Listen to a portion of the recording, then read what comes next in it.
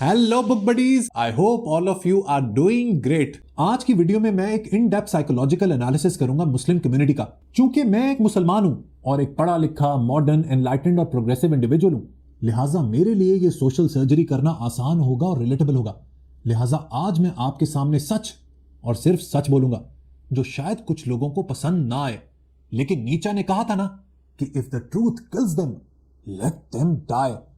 Let's get started. देखिए दोस्तों, science की ये जो आलीशान इमारत है ना, जिसने पूरी मॉडर्न दुनिया का बोझ अपने मजबूत तरीन कंधों पर उठाया हुआ है, इस इमारत की बुनियाद एक ऐसे कॉन्सेप्ट पर खड़ी हुई है जो साइंसी सोच में सबसे अहम आइडिया है। इसे कहते हैं कॉज एंड इफेक्ट, यानी कि इल्लत और मालूल।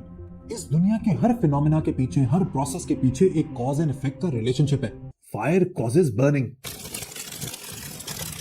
इसी तरह lightning causes thunder, wind causes waves and gravity causes things to fall।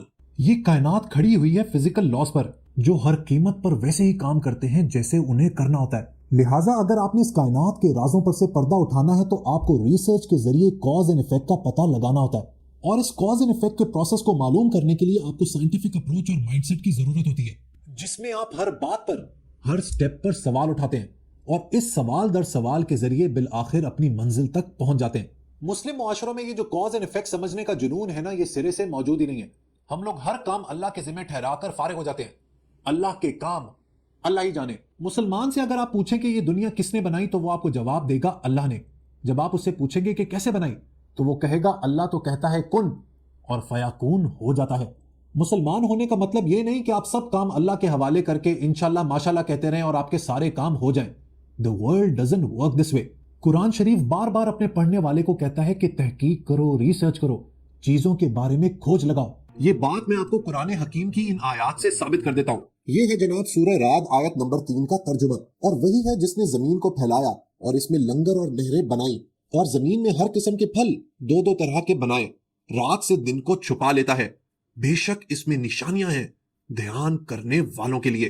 इसी तरह सूरह जासिया की आयत नंबर 13 का तर्जुमा देख लेते हैं। और तुम्हारे लिए काम में लगाए जो कुछ आसमानों में है और जो कुछ जमीन में अपने हुक्म से, बेशक इसमें निशानियां हैं सोचने वालों के लिए। इसी तरह सूरह रोम आयत नंबर 22, और इसकी निशानियों से है आसमानों और जमीन की पैदाइश और तुम्हारी जबानों और रंगतों का इख्तलाफ, बेशक इसमें निशानियां हैं जानने वालों के लिए। इस्लाम और कुरान का असल फलसफा ये कहता है कि इंसान इस दुनिया की क्रिएशन में, इस दुनिया की तख्लीक में एक एक्टिव पार्टिसिपेंट है, यानी कि इंसान खुद भी एक खालिक है और उसका इस दुनिया की तख्लीक में एक बहुत ही अहम रोल है। लेकिन मुसलमान इंटेलेक्चुअली इतने लेजी हो चुके हैं कि उन्हें दिमाग का, अकल का, रैशनैलिटी का इस्तेमाल करना एक बेकार चीज लगता है। मुस्लिम मुआशरों में जो क्लर्जी हैं यानी कि मौलवी, वो अक्सर औकात आपको इस तरह की बातें कहते हुए मिलेंगे कि अकल ईमान की दुश्मन है। ईमान के मामले में किसी भी तरह के सवाल की कोई गुंजाइश नहीं। मैं जॉर्डन गया और वहां पे मैंने डेड सी को एक्सप्लोर किया। It was the most stunning experience of my life. दुनिया में कोई ऐसी जगह नहीं जहां इंसान पानी में इस तरीके से फ्लोट करे। मेरे साथ जो वहां पर लोग थे, उनमें से कुछ लोग तो बार बार ये कह रहे थे कि भाई ये अल्लाह की कुदरत है, ये अल्लाह के काम है, सुभान अल्लाह, माशाल्लाह। और कुछ लोग इस जगह को हजरत लूत अलैहिस्सलाम की कौम से जोड़ रहे थे। मेरा इस बात पर बिल्कुल एतराज नहीं, आप सुभान अल्लाह भी कहें, माशाल्लाह भी कहें, आप हजरत लूत अलैहिस्सलाम के वाक़े से भी इस जगह को जोड़ें, इस बात में कोई प्रॉब्लम नहीं है। इस पर यकीन रखें, ईमान रखें। लेकिन इस बात पर भी यकीन रखें कि डेड सी में इंसान डूबता इसलिए नहीं है क्योंकि इसके पीछे भी साइंस का कॉज एंड इफेक्ट रिलेशनशिप है। इंसान इसमें क्यों तैरता रहता है, इसके पीछे कोई जादू टोना नहीं है और ना ही कोई मौजज़ा है। डेड सी दोस्तों हमारी इस दुनिया का सबसे लोएस्ट पॉइंट है, जो सतह समंदर से 430 मीटर नीचे है। टेक्निकली डेड सी एक लेक है जिसमें सॉल्ट कंटेंट यानी नमक की मिकदार इतनी ज्यादा है कि वो पानी को बहुत ज्यादा डेंस कर देती है। पानी की डेंसिटी बढ़ने से पानी के अंदर एक बड़ी ही स्ट्रॉन्ग बॉयंट फोर्स आ जाती है जो किसी भी ऑब्जेक्ट को ऊपर धकेलती है। यही वजह है कि हर चीज यहां पर फ्लोट करती है। डेड सी में वाटर का इनफ्लो कम है और इवेपोरेशन का रेट ज्यादा है, जिसकी वजह से उसके अंदर मिनरल कंटेंट बहुत ज्यादा बन जाता है और सॉल्ट एक्यूमुलेट होता रहता है, जमा होता रहता है, which leads to this floating phenomena. लिहाजा नेचर के इस फिनोमेना के पीछे भी एक कॉज एंड इफेक्ट रिलेशनशिप है। दो समंदर आपस में नहीं मिलते, इसके पीछे कोई मौजज़ा नहीं बल्कि साइंस है। जमीन गोल घूमती है और सूरज के गिर्द चक्कर लगाती है, इसके पीछे मौजज़ा नहीं बल्कि साइंस है। जमीन पर रात के वक्त हमें चांद सितारे चमकते हुए नजर आते हैं। इन चांद सितारों में कोई परियां, भूत, प्रेत नहीं बल्कि इनकी रोशनी के पीछे भी साइंस है। जमीन पर जलजले हमारे अमाल की वजह से नहीं आते, बल्कि इसके पीछे भी अर्थ के स्ट्रक्चर की साइंस है। लिहाजा आप दुनिया की कोई भी चीज उठा लें, कोई भी प्रोसेस उठा लें, उसके पीछे कोई ना कोई मैथमेटिकल इक्वेशन, कोई ना कोई फिजिकल लॉ या फिर कॉज एंड इफेक्ट रिलेशनशिप जरूर होगा। हमारे जो थॉट लीडर्स रहे हैं, बदकिस्मती से वो इंटेलेक्चुअली इतने बैंकरप्ट थे कि कभी भी उन्होंने कोई बड़ी सोच की, कोई बड़े विजन की, कोई इल्म की, कोई साइंस और टेक्नोलॉजी की बात नहीं की। मौलाना मौदूदी जो जमात इस्लामी के फाउंडर हैं, उन्हीं की मिसाल ले लें। अपने एक लेक्चर में उन्होंने कुछ ये कहा, जदीद तालीम और रस्म रिवाज की नौयत पर गौर करने से फौरन पता चलता है कि इनका इस्लामी तालीम और रस्म रिवाज से कोई ताल्लुक नहीं। आप नौजवानों को फलसफा पढ़ाते हैं जो अल्लाह के बगैर कायनात की वजाहत करना चाहता है। आप इन्हें साइंस सिखाते हैं जो अक्ल से खाली और हवास के गुलाम है। आप इन्हें मुआशियात, कानून और समाजियात सिखाते हैं जो इस्लामी तालीमात से बिल्कुल अलग है। मौलाना मौदूदी की इस सोच से इंस्पायर होकर institute for policy studies Islamabad ने एक नया टास्क शुरू किया और वो था इस्लामाइज साइंस बुक्स को पब्लिश करने का। इन किताबों को छापने के लिए और लिखने के लिए उन्होंने कुछ ये रिकमेंडेशंस दी। कोई भी साइंटिफिक फिनोमेना का जिक्र अल्लाह की बड़ाई बताए बगैर नहीं लिखा जाएगा। मसलन क्लास 3 की साइंस बुक में यह लिखने की बजाय कि what will happen if an animal does not take food, ये लिखा जाए कि what will happen if Allah does not give animal food. IPS ने ये रेकमेंड किया कि effect must not be related to a physical cause, क्योंकि ऐसा करने से लोग एथिज्म की तरफ चले जाएंगे, मुल्हिद हो जाएंगे। उन्होंने लिखा, there is latent poison present in the heading, energy causes change, because ऐसा करने से लगता है कि energy is the true cause rather than अल्लाह। इसी तरह आईपीएस की एक और अम्यूजिंग रिकमेंडेशन ये थी कि साइंटिफिक लॉज को साइंसदानों के नाम से मंसूब नहीं किया जाना चाहिए, जैसे कि न्यूटन्स लॉ या बॉयल्स लॉ, क्योंकि ऐसा करने से यह गुमान होता है कि ये लॉज इन साइंसदानों ने दरियाफ्त नहीं बल्कि क्रिएट की हैं, जो शिर्क के बराबर है। लेकिन दोस्तों हमेशा से ऐसा नहीं था। एक ऐसा वक्त भी था when Muslims were at the top of their game. दुनिया की सारी सिविलाइजेशंस में से सबसे टॉप नंबर था इस्लामिक सिविलाइजेशन का, which is known as the golden age of Muslims.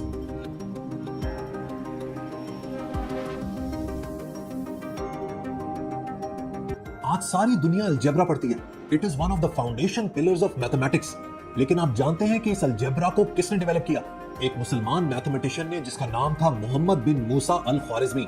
Algebra का वर्ड एक अरबिक वर्ड अल जबर से निकला है। इस टर्म अल जबर को मैथमेटिकल मीनिंग दरअसल अल ख्वारिज़मी ने अपनी किताब में दिया, जिसका नाम है अल किताब अल मुख्तसर फी हिसाब अल जबर वल मुकाबला। क्या बात है! यहीं से 16वीं सदी में इंग्लिश ने इस वर्ड अल जबर को चेंज करके अलजेब्रा कर दिया। आगे चलते हैं। उमर खयाम जो वेस्ट में एज अ पोएट बहुत मशहूर है, उन्होंने क्यूबिक इक्वेशंस को सॉल्व करने के नए तरीके बताए। अल बतनी वाज अ ट्रिग्नोमेट्री जीनियस, उन्होंने इस डिसिप्लिन में बहुत काम किया। अल बेरूनी द माइस्ट्रो, उन्होंने 146 किताबें लिखी और पहली दफा ये बताया कि जो हमारा अर्थ है, जो हमारी जमीन है, वो अपने एक्सिस के इर्द गिर्द रोटेट करती है। इसके अलावा अल बेरूनी के बारे में जो सबसे ब्रेथ टेकिंग बात है वो ये कि उसने पिंड दादन खान में बैठकर अर्थ का सर्कमफ्रेंस मालूम किया। जस्ट इमेजिन, आज से 1000 साल पहले विदाउट एनी साइंटिफिक इक्विपमेंट्स उसने 99% एक्यूरेसी के साथ अर्थ के सर्कमफ्रेंस को मेजर किया। मोहम्मद अल इदरीसी ने दुनिया की पहली मॉडर्न एटलस बनाई और वर्ल्ड मैप बनाया। इसके अलावा अल राजी ने सरदर्द, खांसी और कब्ज का इलाज दरियाफ्त किया। आगे चलें तो बात पहुंचती है इब्ने सीना तक। He was a medical genius. इब्ने सीना ने कमाल की किताब लिखी जिसका टाइटल है कैनन ऑफ मेडिसिन। मेरे पास एक जबरदस्त किताब है जिसका टाइटल है बुक्स दैट चेंज्ड हिस्ट्री। इस किताब के अंदर इब्ने सीना की कैनन ऑफ मेडिसिन का भी जिक्र है। इसके अलावा इब्ने सीना ने यह भी दरियाफ्त किया कि अगर आपके जहन में नेगेटिव थॉट्स हैं तो वो आपकी हेल्थ के ऊपर इंपैक्ट कर सकती हैं। लिहाजा आज से 1000 साल पहले उन्होंने कहीं ना कहीं साइकोलॉजी की बुनियाद रखी। एक और कमाल के मुस्लिम साइंटिस्ट थे जिनका नाम है इब्न अल हैतम। इन्होंने नेचर ऑफ लाइट के ऊपर काम किया, ऑप्टिक्स के ऊपर काम किया, 200 के करीब किताबें लिखी, इनफैक्ट पिन होल कैमरा भी इन्वेंट किया। सो ऑल इन ऑल इस गोल्डन एज के अंदर मुसलमान साइंसदानों ने जबरदस्त काम किए। तो फिर चाहे वो फिजिक्स हो, बायोलॉजी हो, एस्ट्रोनॉमी हो या फिर मैथमेटिक्स, ये वो वक्त था जब यूरोप डार्क एजेस में था। चर्च यानी कलीसा का लोगों के जहनों के ऊपर, उनकी सोच के ऊपर ऐसा कब्जा था कि कोई इंडिपेंडेंटली सोच ही नहीं सकता था। जबकि दूसरी तरफ Muslims were at the top of their game. Rationality का बोलबाला था, लोग रीजन और मंतक से बात किया करते थे। लेकिन दोस्तों 10वीं सदी में एंटी रैशनल अशरी स्कूल ऑफ थॉट ने मुसलमानों के जहन ऐसे बंद किए जो आज तक नहीं खुल पाए। अशरी स्कूल ऑफ थॉट का ओकेजनलिज्म पर बिलीफ था। साइंस का जो मेन आइडिया है ना कॉज एंड इफेक्ट का, ओकेजनलिज्म इसको रद्द कर देता है, यानी कि नेचुरल कॉजालिटी को डिनाई कर देता है। अशरियों का यह मानना था कि किसी भी नेचुरल फिनोमेना के बारे में आप गारंटी के साथ, सर्टेनिटी के साथ ये नहीं कह सकते कि ऐसा हो के ही रहेगा, क्योंकि होता वही है जो खुदा चाहता है और खुदा कभी भी अपनी विल को बदल सकता है। सो अशरी थॉट के मुताबिक पानी तब नहीं बनता जब हाइड्रोजन के 2 एटम्स और ऑक्सीजन का 1 एटम मिलता है। पानी तब बनता है जब हुक्म इलाही होता है। ओकेजनलिज्म की ये थॉट अशरी सोच का एक बहुत ही इंटेग्रल हिस्सा बनी, और चूंकि इस किस्म की सोच कायनात की सारी कोहेरेंस की, सारे मेथड के परखच्चे उड़ा देती है और सारी डिपेंडेबिलिटी खुदा के ऊपर डाल देती है, लिहाजा मुसलमानों ने सोचा कि यार ये तो बेहतरीन मौका है, इस सोच को अपना लो, क्योंकि इसको अपनाने से इंटेलेक्चुअल एक्सरसाइज की जरूरत ही नहीं पड़ेगी, जहन का इस्तेमाल करना ही नहीं पड़ेगा, रैशनैलिटी को यूज करना ही नहीं पड़ेगा, जो भी काम होगा वो अल्लाह के जिम्मे डाल के अपने आप को फारिग कर लेंगे। ये सोच आज हमारे ब्लड का हिस्सा बन चुकी है, और जब इस तरह की सोच होगी तो ये बात तो गारंटीड है कि मुस्लिम मुआशरों में साइंसदान तो बिल्कुल पैदा नहीं होंगे। एक और वजह मुस्लिम दुनिया में साइंस से दूरी की है इल्म यानी नॉलेज को लेकर हमारा एटीट्यूड। मुस्लिम क्लर्जी की तंग सोच की वजह से हमने सबसे बड़ा ब्लंडर ये किया है कि हमने दीनी और दुनियावी तालीम को अलग कर दिया है। दीनी तालीम सिर्फ मदारिस तक महदूद होकर रह गई है, और दुनियावी तालीम को लेकर हमारे अंदर एक नेगेटिव सेंटिमेंट है, क्योंकि बिल आखिर दीनी तालीम के अंदर ही लोग अपनी फलाह ढूंढते हैं। याद रखें दोस्तों, दुनिया और दीन अलग कॉन्सेप्ट्स हो ही नहीं सकते।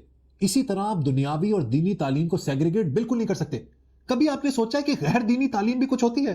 मैथमेटिक्स ले लें, बायोलॉजी ले लें, फिजिक्स ले लें, केमिस्ट्री ले लें, all of these are part of your religious studies, क्योंकि इनके जरिए आप कायनात के उन राजों पर से पर्दा उठाते हैं जो प्रिंसिपल्स खुदा ने क्रिएट किए। इसका रेफरेंस ऑलरेडी मैं आपको कुरान हकीम से दे चुका हूं। बायोलॉजी के जरिए यह पता करना कि बच्चा कैसे पैदा होता है, क्या यह गैर दीनी तालीम है? क्या मैं जब किसी चीज को अपने हाथ से फेंकूं तो वो ऊपर की बजाय नीचे क्यों जाती है, इसके बारे में फिजिक्स के जरिए पता लगाना, क्या ये गैर दीनी तालीम है? गुब्बारे के अंदर हीलियम गैस भरने से वो ऊपर क्यों जाता है, केमिस्ट्री के जरिए इसका पता लगाना, क्या ये गैर दीनी तालीम है?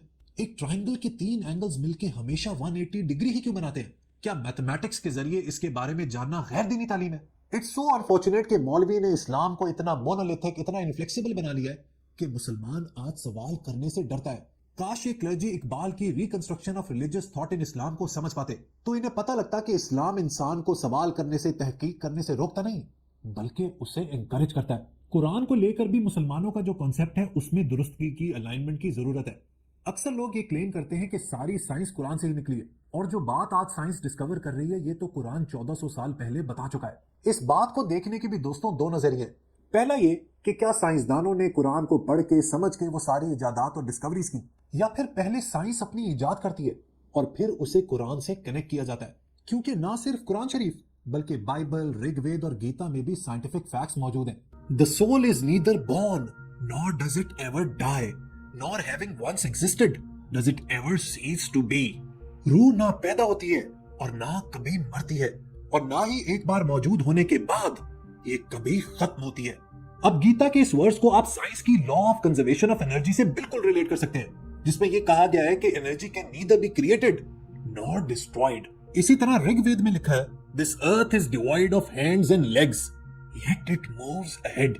अब यहाँ पर अर्थ की रेवोल्यूशन की बात हो रही है। अब ये भी एक साइंटिफिक फैक्ट है जिससे आप इसको रिलेट कर सकते हैं, क्योंकि जमीन मुसलसल अपने ऑर्बिट में आगे बढ़ती रहती है। इसी तरह बाइबल को भी देख लेते हैं। ये है जी job 26:7। He stretches out the north over empty space. He hangs the earth upon nothing. अब यहाँ पर बाइबल भी एक साइंटिफिक फैक्ट की बात कर रही है, और वो ये कि अर्थ स्पेस में सस्पेंडेड है, which is true. आगे चलते हैं जी। अब है Leviticus 17:11. For the life of the flesh is in the blood.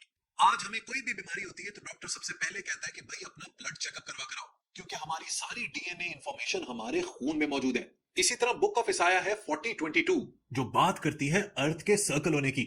It is he who sits above the circle of the earth, and its inhabitants are like grasshoppers, who stretches out the heavens like a curtain, and spreads them out like a tent to dwell in. अब चूंकि ये किताबें कुरान से पुरानी है तो क्या हम ये बात कह सकते हैं कि साइंस इन्हीं किताबों से निकली है? देखिए, एक बात याद रखें कि Quran is not a book of science. Quran कोई साइंस की किताब नहीं है। Quran is a beautiful book of morals. आप कुरान शरीफ पढ़कर इलेक्ट्रिक कार नहीं बना सकते, ओपन हार्ट सर्जरी नहीं सीख सकते, और ना जेम्स वेब टेलीस्कोप बना सकते हैं। उसकी वजह यह है कि कुरान का तो ये मकसद ही नहीं है। कुरान तो इंसान, अल्लाह और इस कायनात के दरमियान एक ट्रायंगुलर रिलेशनशिप की बात करता है। वो आपको जिंदगी गुजारने का तरीका बताता है। कुरान शरीफ से मुसलमानों को यह जरूर सीखना चाहिए कि कामयाबी उसी को मिलती है जो स्ट्राइव करता है, जो मेहनत करता है, जो जद्दोजहद करता है। सूरह रात चैप्टर नंबर 13 वर्स नंबर 11 का तर्जुमा क्या ही खूबसूरत है। खुदा तब तक उन लोगों के हालात नहीं बदलता जब तक वो खुद अपने अंदर तब्दीली ना ले आए। مدارس کے علاوہ مسلمان ممالک میں جو ریگولر تعلیمی نظام ہے وہ بھی اتنا فرسودہ اور بے ڈھنگا ہے کہ اس سے بھی کسی قسم کی کوئی امید نہیں. وہاں پر بھی صرف رٹا لگوایا جاتا ہے اور سوال کرنے سے اسٹوڈنٹس کو ڈسکریج کیا جاتا ہے. یاد رکھیں دوستو، جن معاشروں میں لوگوں کو سوال کرنے کی اجازت نہیں ہوتی نا، وہ ایک سٹیگننٹ بدبودار معاشرہ ہوتا ہے. اور ایسے معاشروں میں، ایسی سوسائٹیز میں سائنس کبھی بھی گرو نہیں کرتی. ایک اور وجہ مسلمانوں کی سائنس کے میدان میں زوال کی یہ ہے کہ مسلمان ممالک کے جو لیڈران ہیں، جو لیڈرز ہیں، وہ چونکہ اسی عوام کے نمائندے ہوتے ہیں اور چونکہ عوام زیادہ تر انسائنٹیفک ہے، لہٰذا یہ لوگ بھی پاور میں آ کر سائنس اور ٹیکنالوجی کو زیادہ فوکس نہیں دیتے. یہ دعویٰ بھی میں سٹیٹس کے ذریعے ثابت کر دیتا ہوں. دنیا میں کل 57 مسلم ممالک ہیں اور مسلمانوں کی تعداد تقریباً 2 ارب ہے، لیکن دنیا کے ٹوٹل ریسرچ ایکسپینڈیچر میں ان مسلم کنٹریز کا کنٹریبیوشن ہے صرف 2.4%. مسلم ممالک میں ہر 1000 لوگوں پر 9 سائنسدان، ٹیکنیشینز یا انجینئرز ہیں، جبکہ اگر آپ دنیا کا ایوریج دیکھیں تو یہ نمبر ہے 41، یعنی کہ مسلم کنٹریز سے تقریباً 4.5 گنا زیادہ. اسٹیون وائنبرگ، جنہیں 1979 میں ڈاکٹر عبدالسلام کے ساتھ نوبیل پرائز ملا تھا، ان کا مسلمانوں کے بارے میں کچھ یہ کہنا ہے: دنیا میں بہت سے ایسے قابل سائنسدان ہیں جو مسلمان ہیں اور جو مغرب کے اندر بہترین طریقے سے کام کر رہے ہیں، لیکن میں نے پچھلے 40 سالوں میں کسی ایک بھی مسلم ملک کے فزسسٹ یا اسٹرانومر کا ریسرچ پیپر نہیں دیکھا جسے میں پڑھنے کے لائق سمجھوں. اور دوستوں، آخر میں مسلمانوں کی سائنس سے دوری کی ایک اور بڑی وجہ یہ ہے کہ اسلام fail to institutionalise free inquiry. Islamic intellectuals کبھی بھی فیتھ اور ریزن کو ریکنسائل نہیں کر پائے. یہ مسلم معاشروں کا سب سے بڑا فیلئر ہے. ایسا بالکل پاسبل ہے کہ آپ فیتھ کو بھی انٹیکٹ رکھیں اور اپنی فیکلٹی آف ریزن کا بھی بھرپور استعمال کریں. اس کے لیے ہمیں اپنی سوسائٹی کے سٹرکچر کے اندر فری انکوائری کو انکریج کرنا پڑے گا. لوگوں کو سوال کرنے کی اجازت دینی ہوگی. اپنی تقلیدی سوچ کو بھلا کر سوچ کو اجتہادی کرنا پڑے گا. اجتہاد اسلام کا ایک ایسا خوبصورت کانسیپٹ ہے جو ڈیڈکٹیو ریزننگ کو، ریشنلٹی کو، ریزن کو سپورٹ کرتا ہے. لیکن آج کا مسلمان کسی بھی قسم کے اجتہاد پر بلیف نہیں رکھتا، because it requires use of mental faculty, جس کی ہمیں عادت نہیں رہی. اب دوستو، ہمیں آگے بڑھنا ہے. We need to look into the future and plan our selves for posterity. جو گولڈن ایج تھی وہ آ کر چلی گئی، اب آگے بڑھے یار. آگے کا سوچیں. یہ سازش، یہ فتنہ، یہ وکٹم کارڈ پلے کرنا، یہ سب ہمیں بند کرنا پڑے گا. ہمیں اپنی ووکیبلری ہی بدلنی پڑے گی. ہمیں دنیا کے ساتھ ہاتھ سے ہاتھ ملا کر چلنا پڑے گا. اگر ایسا ہوگا، only then Muslims can move ahead. Video کا اختتام کروں گا میں آخر میں اقبال کے ایک ایسے خوبصورت شعر کے ساتھ جس کے اندر میری پورے ویڈیو کا ایسنس موجود ہے: جو عالم ایجاد میں ہے صاحب ایجاد، ہر دور میں کرتا ہے طواف اس کا زمانہ. ویڈیو پسند آئی ہو تو لائک بٹن ضرور پریس کیجیے گا. Until next time, goodbye.